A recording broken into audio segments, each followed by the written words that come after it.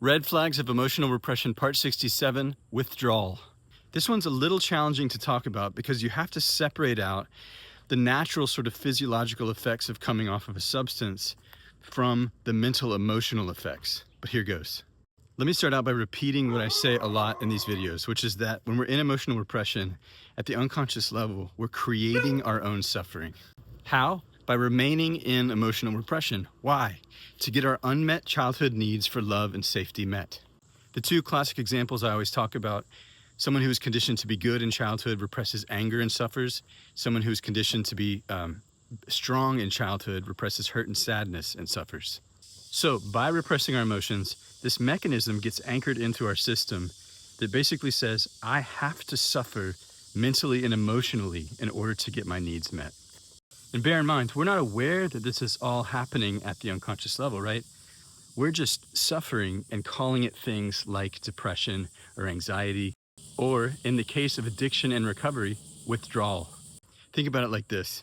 Drugs and addictive behaviors become people's surrogate parents when they can't get their needs met from their actual parents. The reason that people use anything addictively is to feel safe and loved, right? To get what they never got in childhood.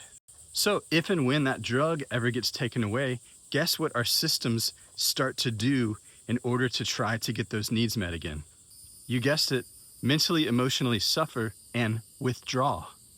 Now, this is where you really have to separate out the physiological withdrawal from the mental and emotional withdrawal.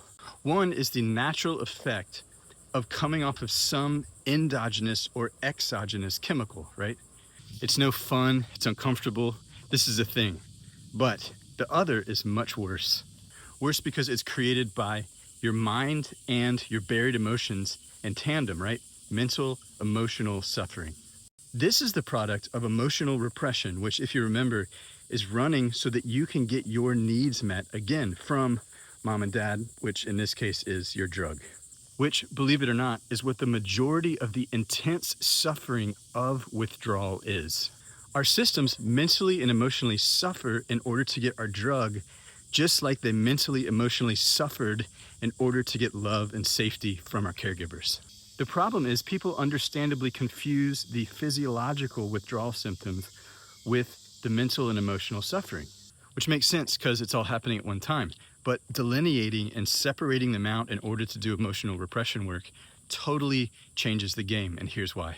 If you can minimize or even stop the mental, emotional suffering that happens during withdrawal, which you can as you resolve emotional repression, not only does it hugely ease the suffering of the withdrawal process, because now all you're having to do is physiologically withdraw, but your relationship with your substance or activity of choice will change.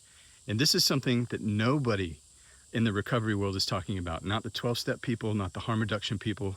The end game in both of those paradigms is to eventually come off of the addictive substance or activity of choice.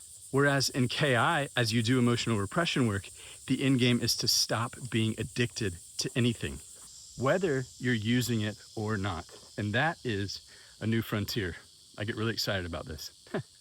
If it excites you too, then come work with me or any of the Killer Bee Inquiries mentors.